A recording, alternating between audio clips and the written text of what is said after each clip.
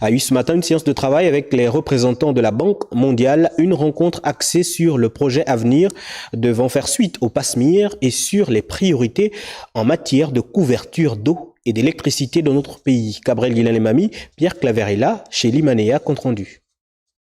La rencontre du ministère de l'Énergie et des Ressources hydrauliques entre le chef de ce département ministériel, Jeannot Kalima, son cabinet et les représentants de la Banque mondiale porte sur les priorités de la tutelle dans les secteurs de l'eau et de l'électricité. Le ministre nous a présenté les priorités du gouvernement, les priorités pour vraiment essayer d'améliorer les services d'eau, surtout au niveau de Libreville, mais aussi dans d'autres villes comme Port-Gentil. Ces priorités pourraient être inscrites dans le nouveau projet, le PASBAP, le projet accès aux services de base et amélioration des performances, vu que le PASMIR, le projet d'accès aux services de base en milieu rural et renforcement des capacités financé par la Banque mondiale, tire à sa fin. C'est un projet d'environ 150 millions de dollars, donc qui pourrait améliorer ou assister à améliorer donc les services d'eau et d'électricité, mais aussi qui pourrait attirer aussi, mobiliser le financement complémentaire auprès du secteur privé. Le PASMIR, il faut le dire, a fait énormément du bien aux populations de l'arrière-pays.